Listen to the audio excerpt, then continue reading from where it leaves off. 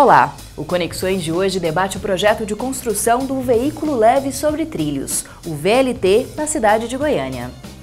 Além disso, você também acompanha... O modelo de desenvolvimento econômico brasileiro tem privilegiado o agronegócio e a industrialização. Para que a gente ganhe, conquiste ou não um determinado direito no Brasil, há um longo caminho. Eu acho que o que deveria ser mesmo estudado e proposto é uma conscientização ambiental por parte de todos nós. O modelo de desenvolvimento econômico do Brasil nas últimas décadas tem afetado diretamente a segurança alimentar de comunidades tradicionais. Este foi o tema de debate de um seminário realizado pela FIAM Brasil. O modelo de desenvolvimento econômico brasileiro tem privilegiado o agronegócio e a industrialização, e com isso as comunidades tradicionais têm visto a manutenção de territórios e a produção de alimentos ameaçada. Por causa disso, estas comunidades acabam por não ter um dos direitos básicos atendidos, o direito a se alimentar de forma adequada.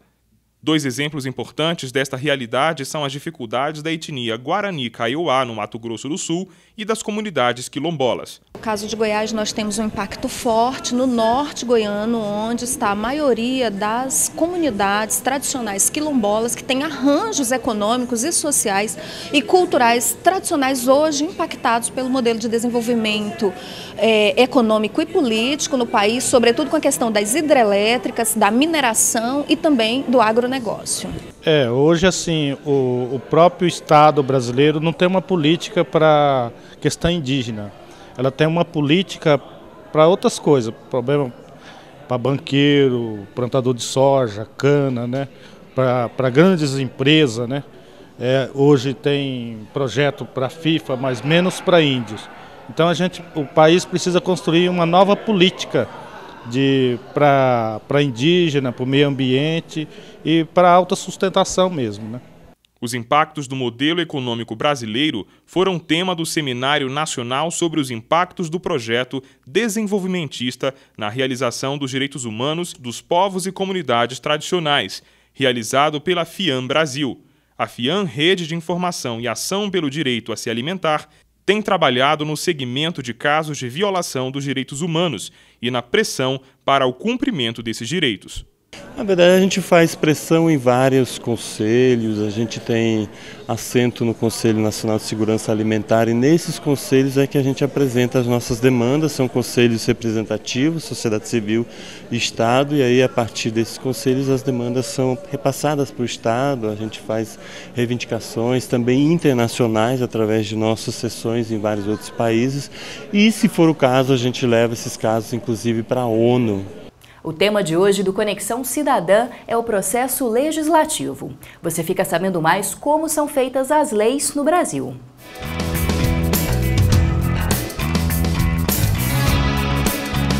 Para que a gente seja, no Brasil, obrigado ou não obrigado a fazer algo, ou de maneira ainda mais agradável, para que a gente ganhe, conquiste ou não um determinado direito no Brasil, há um longo caminho. Esse caminho se chama processo legislativo. Primeiro, um deputado, por exemplo, apresenta um projeto de lei. Digamos que ele queira desconcentrar os meios de comunicação no país. Esse projeto de lei vai para uma comissão lá no Congresso, por exemplo, a Comissão de Comunicação.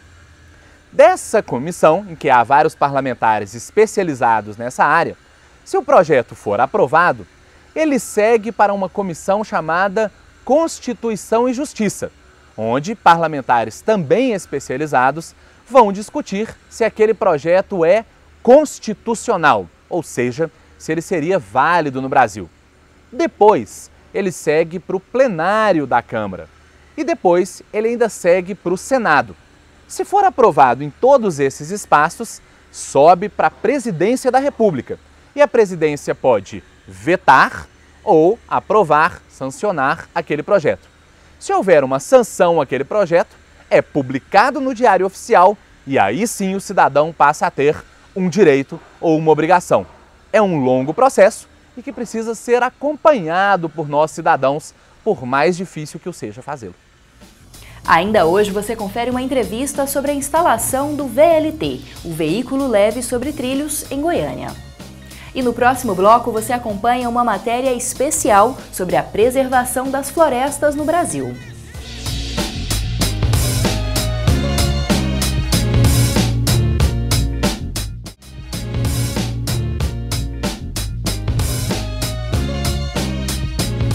O Conexões já está de volta. E agora você acompanha mais um Conexão Ambiental, que traz uma matéria especial sobre a preservação das florestas brasileiras.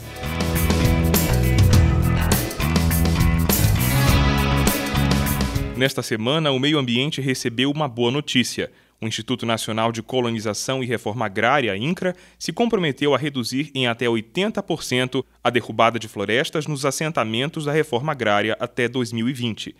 Esse compromisso veio depois que o Instituto foi acusado de ser o maior desmatador da Amazônia em 2012. A preservação das florestas se torna cada vez mais importante, já que a atividade humana mudou drasticamente a Terra nos últimos séculos. Dos 64 milhões de quilômetros quadrados de florestas existentes no planeta, restam menos de 15 milhões e meio, ou cerca de 24%. No Brasil, cerca de 21 mil hectares são devastados por ano, segundo dados do Instituto Nacional de Pesquisas Espaciais. No Cerrado não é diferente, apenas 21% da vegetação natural permanece intacta. Mas o governo tem desenvolvido ações para preservar o que ainda resta. A Secretaria Estadual de Meio Ambiente, por exemplo, mantém 21 áreas de conservação. A partir do momento que você cria uma área de proteção integral, aquela área fica simplesmente para conservação e manutenção da biodiversidade, dos recursos hídricos e das belezas cênicas. Já para a superintendente em fiscalização da Secretaria Estadual de Meio Ambiente e Recursos Hídricos, é necessário não apenas preservar, mas educar a população. Eu acho que o que deveria ser mesmo estudado e proposto é uma conscientização ambiental por parte de todos nós, cidadãos. Acompanhe agora dicas especiais produzidas pela equipe do Conexões.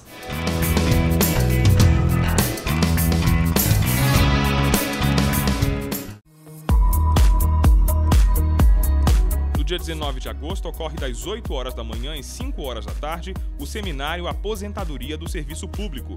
As palestras e apresentações são realizadas no Teatro do Instituto Federal de Educação, Ciência e Tecnologia de Goiás, que fica na Rua 75, no centro. Para se inscrever, o servidor público deve acessar a página da instituição em que trabalha. Mais informações no número 3209-6356.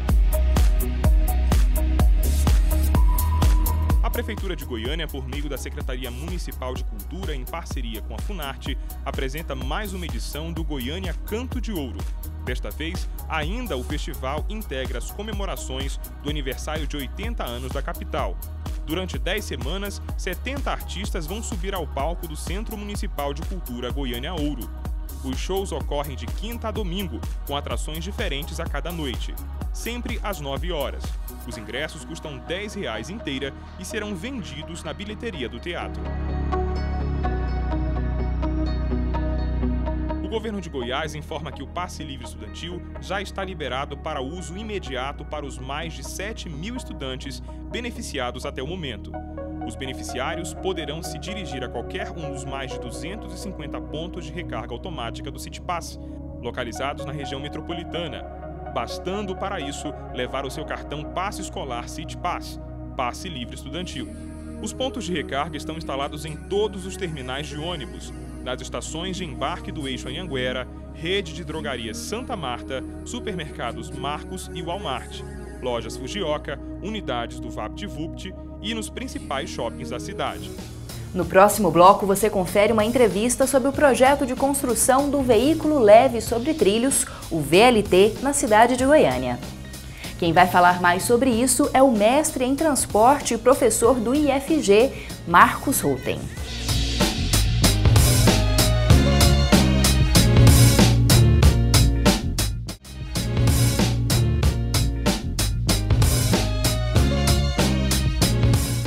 O governo do estado de Goiás planeja construir o VLT, Veículo Leve sobre Trilhos, no local onde hoje funciona o Eixo Anhanguera.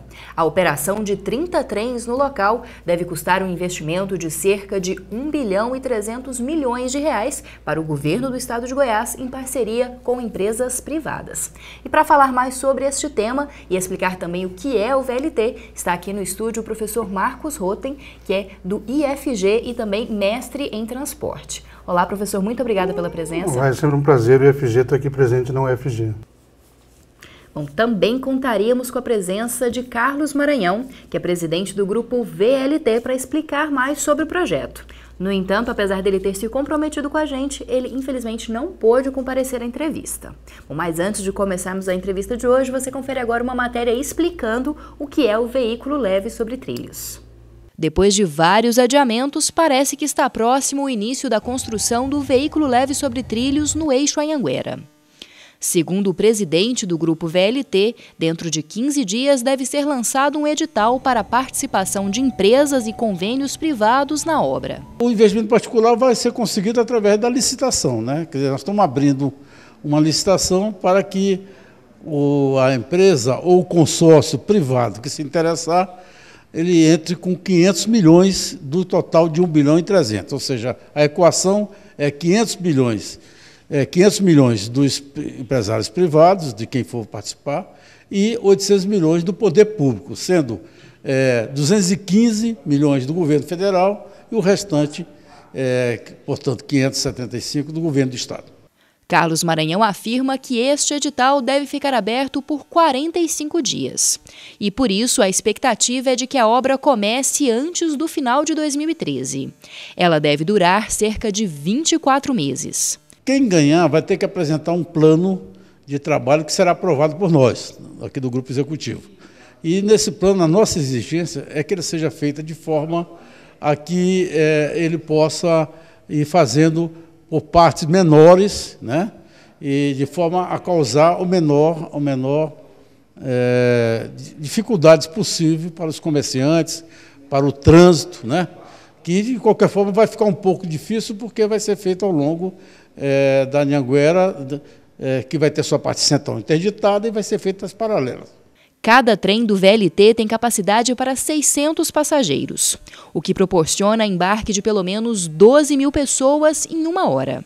Haverá no VLT controle inteligente de semáforos, para diminuir o tempo por quilômetro rodado entre uma estação e outra para 3 minutos. Por isso, o tempo de viagem deve ser reduzido de 72 para 36 minutos, em um percurso de mais de 13 quilômetros. As vantagens do VLT são, primeiro, ele tem uma capacidade de carga maior, ele transporta mais gente e transporta com mais conforto. E porque tem ar-condicionado, porque é sobre trilho, então ele dá menos tranco, e ele faz menos barulho, ele é menos poluente. Essa é a principal vantagem dele para a cidade. Ele não queima combustível fóssil, ele é movido a energia elétrica e ele é, portanto, um veículo muito mais, vamos dizer, contemporâneo, muito mais próximo de uma cidade sustentável, né? E que dá maior conforto, comodidade aos passageiros, com uma velocidade média bem maior do que a velocidade dos ônibus. Bom, professor, VLT, Veículo Leve sobre Trilhos. O senhor poderia explicar de uma forma bem simples para o nosso telespectador o que é esse VLT, qual a diferença dele para um metrô, qual a diferença dele para um bonde, como é que é? O VLT, na verdade, ele é o bonde modernizado, né? Não deixa de ser o bonde, mas ele adotou esse nome de fantasia para facilitar a venda dele em alguns lugares. Ele não tem nada a ver com o metrô, né? Esse que eles utilizam, né? São empresas muito fortes no mundo todo, né? Que fazem um lobby muito grande para implantar esses sistemas, e eles utilizam esse tipo metrô, e não tem nada a ver. O metrô, que é a melhor tecnologia para o transporte, que é subterrâneo, nas áreas centrais, ele é muito caro. O VLT é um bonde modernizado, com todos os transtornos que o bonde tem. Ele é um projeto totalmente inadequado para a realidade do Eixo Anhanguera. Ele seria movido a energia elétrica? Movido a energia elétrica. Em quais locais que o senhor tem notícia de que esse VLT já foi implantado, que ele é usado? Ele é em muitos lugares do mundo. Igual o Eixo Anhanguera, nenhum, né? O Eixo Anhanguera transporta 230 mil passageiros por dia. O VLT que mais transporta é o de Casablanca, em Marrocos. Transporta 45 mil. Então, em uma linha de 30 e poucos quilômetros, aqui são 13. Então, o VLT ele tem uma aplicação assim mais para dar um conforto numa região de não muito movimento, para viagens curtas. Não é para trazer o trabalhador lá de Trindade, lá do Novo Mundo, do Padre Pelágio para o centro. É totalmente inadequado. Ele é assim, causa um risco muito grande. Porque o governo, o que ele faz muito? Né? Não é só daqui, não estou criticando, mas começa a obra e para. Né? Nós tivemos aqui o caso da Marginal Botafogo. Né? Fechou um tempão, aí quando abriu não tinha feito nada. No Eixo Anhanguera não pode fazer isso. São 230 mil pessoas no mínimo que estão circulando todo dia ali. Essas pessoas não podem ter seu transporte interrompido por uma obra, com um desvio. Se fizer um desvio num quarteirão, vai causar um transtorno muito grande. Isso também para o trânsito da cidade e para os comerciantes. Para tudo, para todo mundo. Né? Assim, ele é ruim para todo mundo. Né? Eu analisei vários casos. Né? Eu trabalho com projetos de VLT desde 1987. Né? Primeira vez que eu participei de um projeto para mostrar que o VLT não tinha aplicação. Né? E no Brasil nunca se implantou. Né? Nunca se implantou por quê? Porque ele, além de ele custoso para fazer, é 1,3 bilhão é o valor de partida. Né? A gente que trabalha no setor público sabe que esse é o começo. Né? Depois vai aumentar muito. E o Estado vai ter que dobrar a tarifa, que hoje é 1,35, vai passar para 2,70, o valor de hoje. E o Estado não vai ter que colocar mais 80 milhões por ano. Então, é que o próximo governador ele vê isso, ele vai parar a obra. Então, como é que eu vou botar 80 milhões por ano? Né? Dobrar a passagem, né? Hoje não consegue aumentar 15 centavos, como é que vai conseguir dobrar a tarifa? Então, o projeto, né, é um NAT morto, né? Eu já falo isso há muito tempo, ele não ia sair do nada, mas deu uma despesa, deu um transtorno. Né? Eu já fui lá com o pessoal da Associação Comercial, fico nervoso, o pessoal do transporte fica nervoso, né, com medo de que isso vai fazer, mas ele não vai sair. Bom, agora a gente vai para um rápido intervalo, mas no próximo bloco você continua conferindo essa entrevista sobre o VLT, Veículo Leve sobre Trilhos, com o professor Marcos Rotem.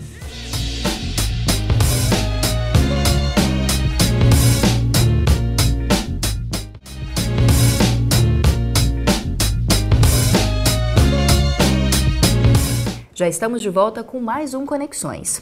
Hoje o tema é o Veículo Leve sobre Trilhos, o VLT, que deve ser implantado em Goiânia segundo um projeto do governo estadual. Ele seria implantado no local onde está hoje o Eixo Anhanguera e custaria um total de mais de 1,3 bilhão de reais.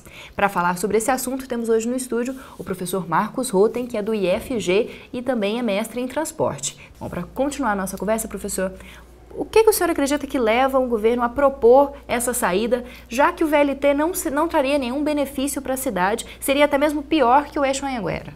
Um marketing, né? Faz um marketing. Chego lá, eu acredito que alguém chegou lá, mostrou ao governador, mostra, no papel tudo é bonito, né? Hoje tem um Photoshop, antigamente eu fazia um projeto, tinha que contratar um desenhista, né? Hoje no Photoshop eu faço um projeto maravilhoso. Mostra aquilo, até alguém chegar a dizer, isso não é realidade. Né? Foi o que eu fiz há um ano atrás, quando eu vi o projeto, depois centro de invenção. Né? Faz o papel, o Photoshop, né? Aqui na televisão, com certeza vocês fazem desenhos maravilhosos. Então faz e vende aquela ideia. Né? Tem um lobby por trás, né? São grandes empresas multinacionais, aí vai oferecendo. E depois tem que chegar a hora de dizer, e não dá para fazer. Aí que entra naquela fase, agora vamos esquecer o projeto. Né? Então vai adiando, até um dia que a gente esquece. Né? Eu faço muita pesquisa histórica para a minha área de transporte. Né? E vejo muitos assuntos que falam, esquece, falam, esquece. Né? Porque é uma ideia que não tem sentido. Bom, no projeto afirma-se que esse VLT seria mais rápido que o Eixo Anhanguera, que teria alguns pontos, algumas modificações, que ele poderia até mesmo ser subterrâneo, eu não sei se isso é possível, e também que ele seria menos poluente. O que o senhor acha disso? Eu vejo que o mais rápido ele não é. Né? Ele passar por baixo, você poderia fazer na Tocantins, na Goiás e na Araguaia, uma passagem subterrânea, para o ônibus também. Né? Melhoraria muito. Né? Seria muito mais barato, você fazia para o ônibus. Então isso, o ônibus está igual ao do VLT. O fato de não ser poluente, ele é menos poluente, mas o ônibus também pode ser elétrico. Né? O Eixo Anhanguera, originalmente, o projeto era para ser elétrico. Né? Mas hoje a eletricidade, nós temos o problema da variação climática, que o governo não incentiva tanto o uso da eletricidade. Né? O metrô de São Paulo paga muito caro para a eletricidade. Então não é um argumento assim tão Logicamente que todo mundo quer que o meio ambiente melhore, mas o custo disso que a gente tem que ver direitinho, né? Então não é tão bem assim. Eles usam esses argumentos, não, você melhorar o tempo de viagem do Eixo Anhanguera é fundamental e pode fazer. Né? É só o governo lá se interessar um pouquinho e fazer, não tem dificuldade. E com o resultado é excelente. O senhor disse que a gente estaria nessa fase de esquecer um pouco o projeto, deixá-lo um pouco de lado. Realmente a gente viu que já houve alguns atrasos. A proposta era que se iniciasse agora, em setembro, ainda não há notícia se vai realmente iniciar. O senhor acha então que esse projeto deve ser esquecido? Eu acho, achar alguém que tenha 500 milhões de reais para investir num projeto que você não sabe nunca quando vai dar resultado, o governo arranjar 800 milhões para começar, né? A única preocupação que eu tenho de falar isso é o governo daqui a pouco embirrar e continuar, né, gastar mais dinheiro numa coisa já perdida, né? Então o certo agora a gente dá uma saída, esquecer do assunto mesmo, né, para poder evitar, dar uma chance deles desistirem disso, que quem paga o prejuízo no fundo é a gente, né? Bom, professor, há muitos anos se fala da possibilidade de construção de um metrô em Goiânia, isso já foi aventado por vários candidatos até. Goiânia é uma cidade que tem mais de 1 milhão de habitantes, que realmente precisaria de um transporte um pouco de qualidade. O que você acha? É possível a construção de um metrô em Goiânia? Hoje não, né? Hoje ainda não tem a necessidade, né? Basta a gente comparar com as outras cidades, né? Goiânia, que tem uns 3, 4 milhões de habitantes. O que tem que investir é melhorar o Eixo Anhanguera, construir outros corredores desse tipo, né? O que não pode também é fazer o que estão fazendo, fizeram no corredor universitário, fizeram na T63. Né? Aquilo lá não melhora um pouquinho para o ônibus, não aumenta o passageiro e estraga a vida da cidade. Né? São Paulo também não, porque ele privilegia o passar e não o parar.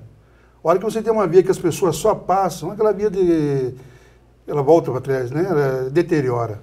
Né? Eu fiz uma pesquisa lá no corredor universitário, transporta hoje menos passageiro que transportava antes, enquanto o corredor Anhanguera aumentou.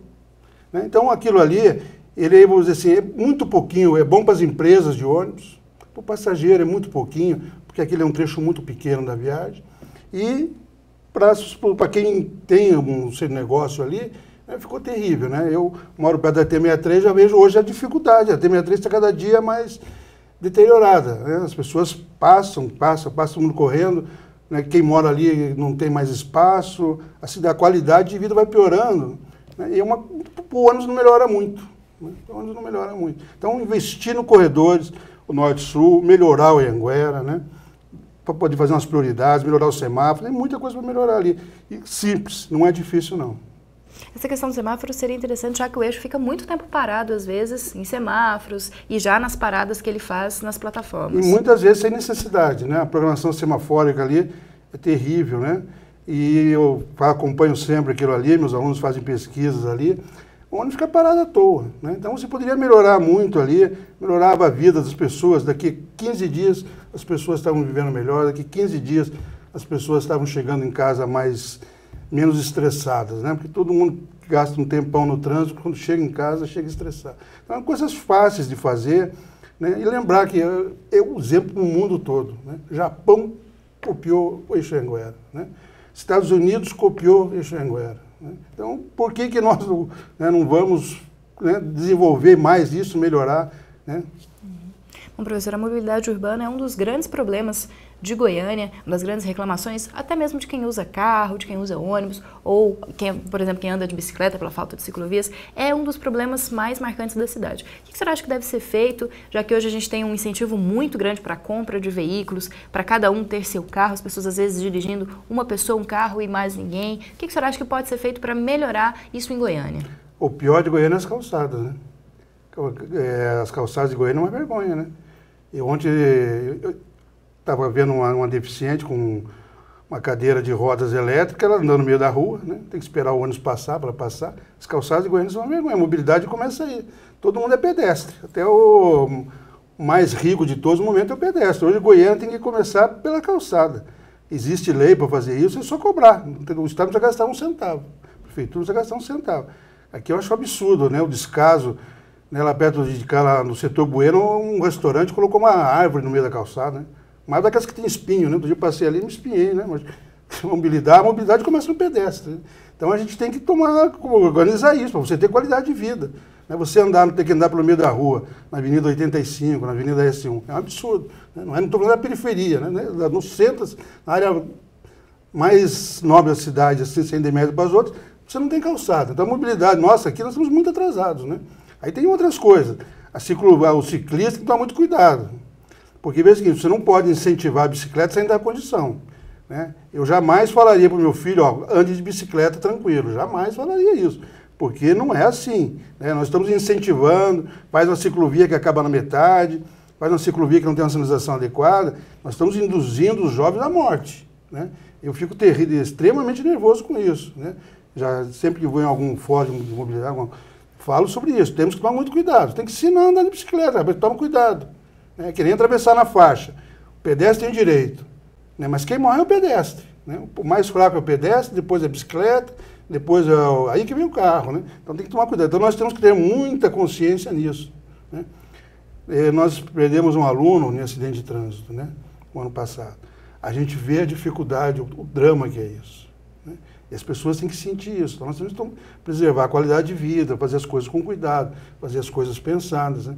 Infelizmente agora, né, São Paulo, que era um exemplo de coisas que fazia, virou tudo é afogadilho. Né? Tá levando as pessoas para a morte. Né? Tá levando para a morte. Outro dia, aquele ciclista lá, você incentiva o ciclista a andar, mas não tem condição dele andar. Né? E ele não sabe andar. Né? Eu, para tirar a cadeira de motorista, fiz um curso. Né? O menino para andar de bicicleta não fez nada. Né? Então ele não... Você vai dizer, você anda nessa ciclovia, que de repente acaba, tem uma sinalização falha, né? Nós estamos induzindo as pessoas à morte. E isso me dói muito. Né? Independente desse problema, que foi um exemplo assim, que eu sempre trabalhei com isso, senti muito. Né? A morte é muito dolorida. Quem morre, morre. Mas quem fica, sofre muito.